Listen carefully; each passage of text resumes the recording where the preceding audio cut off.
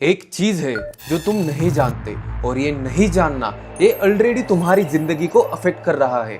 अभी इसी वक्त जब मैं ये बोल रहा हूँ और सबसे वियर्ड पार्ट जो लोग ये जानते हैं वो चाहते हैं कि तुम ये कभी ना जानो। अगर तुम आज ये वीडियो बंद कर दोगे तो कल भी वही करोगे जो वो चाहते हैं। इस वीडियो में एक वक्त ऐसा आएगा एकदम आखिर में जब मैं तुम्हें एक ऐसा सवाल दूंगा जो शायद तुमने कभी खुद से नहीं पूछा। एक सिंपल सवाल, सिर्फ 3 अल्फाज। और वो सवाल ऑनेस्टली मुझे कुछ महीने पहले एक ऐसे इंसान ने पूछा था जिसे रात को नींद नहीं आती थी। वो सवाल आएगा लेकिन पहले ये फील करो। 28 फरवरी 2026 रात के 2:47। इमेजिन दिस, तुम सो रहे थे या शायद अपना फोन स्क्रॉल कर रहे थे और उसी वक्त मिसाइल्स तेहरान की तरफ जा रही थी। इस्फहान, ओम, कराज, केरमनशाह एक के बाद एक जैसे कोई ग्रोसरी की लिस्ट टिक कर रहा हो। सिर्फ एक स्ट्राइक, सिर्फ एक गर्ल्स स्कूल, 160 से ज्यादा लड़कियों की डेथ हो गई। एक हफ्ते में 1230 इंसान, स्कूल्स, हॉस्पिटल्स, घर, सब कुछ। न्यू बॉर्न बेबीज हॉस्पिटल्स के डेब्रिज के बीच से निकाले गए। सोचना मत, फील करो वो वेट। एक नई जिंदगी, एक हॉस्पिटल बेड और एक मिसाइल। ये लोग किसी वॉर में नहीं थे, उनका कोई एजेंडा नहीं था, वो बस जी रहे थे। और यहाँ से वो चीज शुरू होती है जो कोई एंकर नहीं बताता, कोई चैनल नहीं दिखाता, कोई पॉलिटिशियन कभी एड्रेस नहीं करता। क्यों ये वॉर शुरू हुई थी और तुम्हारा इससे क्या लेना देना। और यहाँ काफी लोग वीडियो बंद कर देंगे, यार वो तो आपस में लड़ रहे हैं, हमें इससे क्या लेना देना। वही तो प्रॉब्लम है। यहाँ एक ऐसी चीज है जो लॉजिकली पॉसिबल नहीं लगती। एक रात में 1230 लोग मरे और उसी रात कुछ लोग शैंपेन खोले। ये दोनों चीजें एक साथ पॉसिबल नहीं लगती, लेकिन है। और जब तक तुम ये नहीं समझते कि ये कैसे पॉसिबल है तब तक तुम ये गेम कभी नहीं समझोगे। तो चलो फॉलो करो। ईरान के पास दुनिया का 4th लार्जेस्ट ऑयल रिजर्व है। मैप पे फिंगर रखो, गल्फ स्टेट के बीच, चाइना के एनर्जी इंपोर्ट रूट्स के पास। ये सिर्फ एक देश नहीं, ये एक स्ट्रेटेजिक गोल्ड माइन है। स्ट्रेट ऑफ हॉर्मुज, वो पतला सा वाटरवे जहां से दुनिया का 20% ऑयल गुजरता है। जब ईरान ने एक माल्टा फ्लैग टैंकर को ड्रोन से हिट किया, पेट्रोल प्राइसेस ग्लोबली स्पाइक किए, सप्लाई चेन टूट गई, मार्केट हिले। लेकिन वेपन्स कंपनीज के स्टॉक्स वो उस रात भी ऊपर थे। दोस्तों रुक के सोचना, एक रात में मिसाइल्स गिर रही है और एक ग्रुप के स्टॉक्स ऊपर जा रहे हैं। कोई कॉग्निटिव डिसोनेंस फील नहीं होना चाहिए। हाँ, ये आइडियोलॉजी नहीं है, ये डेमोक्रेसी के लिए नहीं है, ये न्यूक्लियर थ्रेट के लिए नहीं है, ये ज्योग्राफी है, ये जियोलॉजी है और ये ऑनेस्टली ग्रीड है। Institutionalise, systematise, ordinary greed. अब और में से होने वाली है ये बात, क्योंकि ये कोई नई चीज नहीं है। ईस्ट इंडिया कंपनी हिंदुस्तान में क्यों आई थी? वो कहते थे ट्रेड के लिए, लेकिन हम सबको पता है कि रियल रीजन क्या था। रिसोर्सेस उनके अपने खत्म हो रहे थे, नई जमीन चाहिए थी, चाहे उसके लिए पूरी सिविलाइजेशन रॉन्ग पड़े। सिर्फ नाम बदला है, खेल वही है। यहाँ काफी लोग बोलेंगे ठीक है तो ये सब इकोनॉमिक गेम है, पॉलिटिक्स है। समझ गए? नहीं समझे। यही तो वो जगह है जहां 99% लोग गलत मोड़ ले लेते हैं। क्योंकि ये वॉर और ये रिसोर्सेस ये सिर्फ पॉलिटिक्स नहीं है, ये तुम्हारी सुबह की हवा है, तुम्हारा पानी है और तुम्हारा खाना है। लिटरली इसे थोड़ा ऐसे समझो, एक बंद गाड़ी धूप में खड़ी हुई, बाहर 36 डिग्री टेम्परेचर, अंदर 52, उससे ज्यादा। क्यों?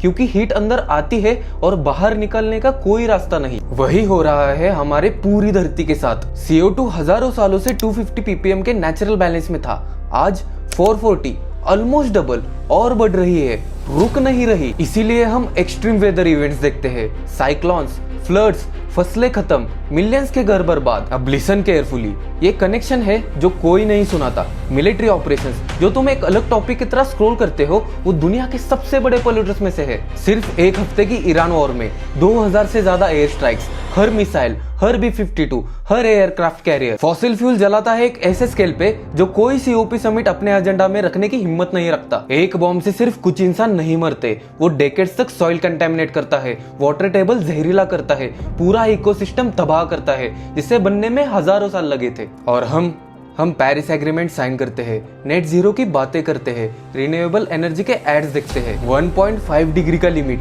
ह्यूमैनिटी की लास्ट लाइन ऑफ डिफेंस 2024 में ब्रीच हो गया। और यहाँ काफी लोग ब्रीथ आउट कर रहे हैं, वो बोल रहे हैं भाई EVs आ रही है, सोलर पैनल से सब ठीक हो जाएगा। ऑनेस्टली मैं भी यही सुनना चाहता था, लेकिन ये सच नहीं है। रिन्यूएबल एनर्जी सिर्फ एडिशनल डिमांड पूरी कर रही है, ट्रेडिशनल सोर्सेस रिप्लेस नहीं हो रही। तुम खुद को एक मॉरल सर्टिफिकेट दे रहे हो और सोच रहे हो कम हो गया। नहीं हुआ और होगा भी नहीं जब तक एक चीज नहीं समझी, एक रूट, एक कॉज, और वो कॉज तुमसे रिलेटेड है। यहाँ एक चीज है जो लॉजिकली पॉसिबल नहीं लगती। सेम प्लैनेट, सेम क्राइसिस, एक के लिए अपॉर्चुनिटी, दूसरे के लिए एक्सटिंक्शन। एक क्लाइमेट चेंज नहीं है, एक क्लाइमेट क्राइम है। और जब मैं एक क्राइम कहता हूँ, मैं ये मेटाफोरिकली नहीं बोल रहा। ये वो कंजम्पशन है जिसे धरती सस्टेन कर सकती है, वो भी बिना टूटे। मगर इंडिया का एवरेज कितना है? 4 टन्स, अफ्रीका का 2 टन्स, और अमेरिका का कितना है? 40 टन्स, 10 गुना ज्यादा। दुनिया के विकसित देशों का एवरेज कितना है? 30 से 35। अब सीधा देखो, क्राइसिस बनाया किसने? ये बनाया सिर्फ दुनिया के 1 से 5% लोगों ने। कनाडा में जो जमीन हजारों सालों से बर्फ के नीचे दबी थी, वो अब ग्लोबल वार्मिंग की वजह से फार्मिंग के लिए अवेलेबल हो रही है। क्लाइमेट चेंज उनके लिए जेन्युइन एग्जिस्टेंशियल थ्रेट नहीं है, उनके लिए तो एक ओपनिंग है। लेकिन इंडिया में फ्लड्स आ रहे हैं, बांग्लादेश डूब रहा है, इंडियन फार्मर्स की फसलें तबाह हो रही है। गलती ग्लोबल नॉर्थ की, भुगतान ग्लोबल साउथ का। और मैं किसी कॉमन इंडियन को नहीं बोल रहा कि कंजम्पशन कम करो। उस 50 किलो के मर्द को जो रोटी के लिए स्ट्रगल करता है, जिस लड़की को रात को घर सेफ जाने के लिए गाड़ी चाहिए, जिनके घर में पहली बार बिजली आई, उनका कंजम्पशन बढ़ना चाहिए। यह सच है। लेकिन वो 0.1% लोग जो 5-5 हजार करोड़ की शादियां करते हैं, जो प्राइवेट जेट से सस्टेनेबिलिटी समिट्स में जाते हैं, जो याच पे पार्टीज करते हैं जब देश डूब रहा हो, उनके लिए कोई जस्टिफिकेशन नहीं, एकदम जीरो। उनका कोई कार्बन फुटप्रिंट कैलकुलेट नहीं होता, कोई मीडिया नहीं पूछता। क्यों? क्योंकि वो पॉलिटिशियंस को खरीदते हैं, और पॉलिटिशियंस के बाद किसको खरीदते हैं? तुम्हारा ध्यान, तुम्हारा टाइम, तुम्हारा डिजायर और तुम्हारी आइडेंटिटी। और यहाँ से चीजें जेन्युइनली वियर्ड होनी शुरू हो जाती है, क्योंकि सिस्टम ने जो तुम्हारे साथ किया, वो बाहर से तुम्हारा कुछ नहीं लिया, उसने तुम्हारे अंदर कुछ डाल दिया। दोस्तों, एक सवाल पूछना है तुमसे, कब लास्ट टाइम तुम जेन्युइनली खुश हुए थे? नया फोन लिया था तब, न्यू स्नीकर्स, या कोई नई गाड़ी? रुको, picture that memory in your mind, feel करो वो फीलिंग तुम्हारे अंदर प्रोग्राम की गई थी। पोस्ट वॉर अमेरिका में कॉर्पोरेशंस ने एक फॉर्मूला डिस्कवर किया, लोग सिर्फ तब इकोनॉमी चलाते हैं जब वो कॉन्टिन्यूसली कंज्यूम करते हैं। तो उन्होंने एक काम किया, एक सॉफ्टवेयर इंस्टॉल किया तुम्हारे दिमाग में, और तुमने वो होने दिया बिना जाने। Happiness is equal to product, fulfilment is equal to ownership, identity is equal to brand. Sunday हो या मंडे, रोज खाओ अंडे। वो साइंस नहीं था, वो उस इंडस्ट्री का प्रोपेगेंडा था। वो कॉलेज जो सिर्फ हाईएस्ट पैकेज ब्रांचेस रिकमेंड करता है, वो तुम्हारे बच्चे को इंसान नहीं, कंज्यूमिंग यूनिट बना रहा है। कैपिटलिज्म का इंजन सिर्फ एक चीज मांगता है, अनलिमिटेड ग्रोथ। और रहा सवाल जीडीपी का, वो कॉन्सेप्ट जो 1930 डिप्रेशन के टाइम सिर्फ एक इम्परफेक्ट इकोनॉमिक मेजर के तौर पे बनाया गया, जिसके इन्वेंटर ने खुद कहा था ये नेशन की वेलबींग डिसाइड नहीं करता, और वो आज पूरे देश की डायरेक्शन डिसाइड कर रहा है। धरती का खून निकाल कर ये लोग अपनी तिजोरियां भर रहे हैं, और तुम उन्हें अपना रोल मॉडल मानते हो। तुम खुद पागल हो रहे हो और प्रकृति को भी पागल बना रहे हो। और यहाँ मैं तुम लोगों से सीधी बात करना चाहता हूँ, क्योंकि कुछ लोग यहाँ बोलेंगे भाई ये सब बाहरी प्रॉब्लम्स है, उनकी वजह से हो रहा है, पॉलिटिक्स खराब है, सिस्टम खराब है। ये सच है, मगर कुछ हद तक। वो लीडर जो देश को तबाह कर रहा है, वो बिलियनर जो प्लेनेट को खा रहा है, और वो कॉमन इंसान जो अपनी लाइफ में कभी सेटिस्फाइड नहीं होता, ये तीनों एक ही बीमारी से इन्फेक्टेड है। और वो बीमारी तुम्हारे भी अंदर है और मेरे भी। इसे थोड़ा समझना होगा। तुम्हारे अंदर एक खालीपन है, एक वॉइड, एक अनजानी एंजाइटी, और तुम उसे भरने के लिए कुछ ढूंढ रहे हो। तुम्हें नहीं पता होता कि तुम क्या ढूंढ रहे हो, बस ढूंढ रहे हो। और तुम उस खालीपन को भरने के लिए चीजों का इस्तेमाल करते हो। अचीवमेंट, फेम, रिलेशनशिप, वेल्थ भर जाता है क्या इससे? नहीं, तो तुम और भरने की कोशिश करते हो। बड़ा घर, बड़ी गाड़ी, ज्यादा फॉलोअर्स, ज्यादा ट्रिप्स, लेकिन वो अंदर की भूख वही की वही रहते हैं। वॉर इसीलिए होती है, क्लाइमेट इसीलिए डिस्ट्रॉय होता है, क्योंकि अंदर से खाली इंसान बाहर जाके अपने आप को भरने की कोशिश करता है, और वो खालीपन कभी नहीं भरता, तो उसे और चाहिए। एक सवाल है जो मैंने शुरू में बोला था कि मुझे एक ऐसे इंसान ने पूछा था जिसे उस सवाल की वजह से रात को नींद नहीं आती थी। वो सवाल है, मैं कौन हूँ? और ये मैंने खुद से ही पूछा था एक कहानी की वजह से। तो सुन लो तुम भी वो कहानी। एक राजा के घर एक सन्यासी मेहमान था। राजा ने उसे पूछा, आप परमात्मा की बड़ी बड़ी बातें करते हो, क्या आप मुझे परमात्मा से मिला सकते हो? राजा ने ये सवाल कई सन्यासियों से पूछा था। सोचा था कि ये भी वही उपनिषद, वेदास और गीतास की बातें करेगा, लेकिन उस सन्यासी ने तो कुछ अलग पूछा। आप अभी मिलना चाहते हैं या थोड़ी देर रुक सकते हैं? राजा हैरान रह गया और उस सन्यासी से बोला, आप शायद समझे नहीं, मैं तो उस ऊपर बैठे परमात्मा से मिलने की बात कर रहा हूँ। सन्यासी ने कहा,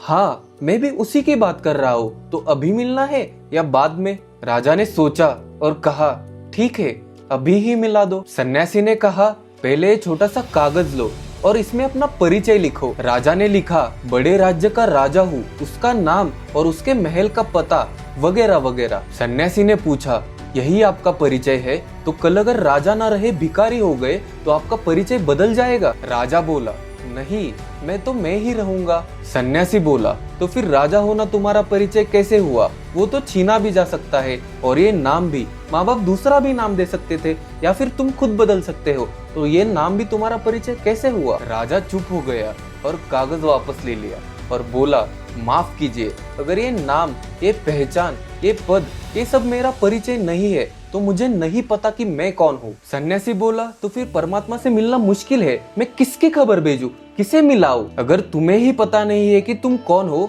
तो मैं उसे किससे मिलाऊं? पहले जानो, पता लगाओ तुम कौन हो। जिस दिन तुम खुद को जान लोगे, उस दिन मुझसे मिलने की जरूरत नहीं पड़ेगी, क्योंकि तुम्हारे अंदर जो है वो सबके अंदर है। इस कहानी का बोध यही है, तुम्हें खुद को जानना है, तुम्हें बाहर कुछ नहीं मिलेगा तुम्हारे अंदर के खालीपन को भरने के लिए। जिस दिन तुम जान लोगे कि मैं कौन हूँ, तब तुम कोई कंज्यूमर नहीं बन के रह जाओगे जो प्रकृति का खून चूस रहा है। तुम खुद को ठीक करो, प्रकृति खुद को ठीक करना जानती है। तुम खुद पागल हो और प्रकृति को भी पागल बना रहे हो। क्लाइमेट समिट्स, ये बड़े बड़े लॉ, ये बड़ी बड़ी बातें, ये सिर्फ हवाई बातें हैं, इससे कुछ नहीं होगा। जो है तुम्हारे अंदर है, सोल्यूशन भी तुम्हारे अंदर है। अब तुम बोलोगे, ठीक है मैं समझ गया, बट मैं अकेला इंसान हूँ, मैं क्या चेंज करूंगा? ये ऑनेस्ट सवाल है, इससे मत भागो। 3 चीजें, सिर्फ 3 चीजें, लिटरली कल से, और देखो क्या बदलता है। जब भी कोई वॉर स्टार्ट हो, एक सवाल, सिर्फ एक सवाल, कौन से रिसोर्सेस एट स्टेक है, कौन प्रॉफिट कर रहा है, कौन सी कंपनी के शेयर्स ऊपर गए। नैरेटिव मत खाओ, रियल स्टोरी ढूंढो। सिर्फ एक हैबिट और तुम मीडिया के 80% झूठ को पकड़ लोगे, मैं गारंटी करता हूँ। दूसरी चीज, वोट को सीरियसली लो, लेकिन पहले ये अपना सॉफ्टवेयर अपडेट करो। उन पॉलिटिशियंस को वोट दो जो प्लेनेट के लिए खड़े हो, सिर्फ जीडीपी के लिए नहीं। तीसरी और सबसे जरूरी, मैं कौन हूँ ये सवाल रोज खुद से पूछो। कंज्यूमर हूँ या इंसान? मेरी खुशी सच्ची तरह से अंदर से आ सकती है या मुझे हमेशा बाहरी चीजों की जरूरत रहेगी? कोई भी जवाब गलत नहीं, पर सवाल पूछो। उनकी पावर हमसे आती है, हमारी डिस्ट्रैक्शन से, हमारी डिवीजन से, हमारी कंजम्पशन से, हमारी साइलेंस से। जिस दिन हम उठेंगे, सिर्फ इंडियंस, ईरानियंस या अमेरिकन की तरह नहीं, बल्कि इंसान की तरह, उस दिन ये चेस बोर्ड पलट जाएगा। तुम कोई प्यादे नहीं हो, तुम प्लेयर हो। अब वो चीज जो मैंने बिल्कुल शुरुआत में पूछी थी, जो लोग ये जानते हैं, वो चाहते हैं कि तुम ये कभी ना जानो, अब तुम जानते हो। अगर तुम्हें ये वीडियो अच्छा लगा तो लाइक करो, हाइप करो, कमेंट करो, और जितना हो सके उतना शेयर करो, ताकि ज्यादा लोग अवेयर हो सके। This is web of everything और मैं हूँ शिवम। मिलते हैं नेक्स्ट वीडियो में।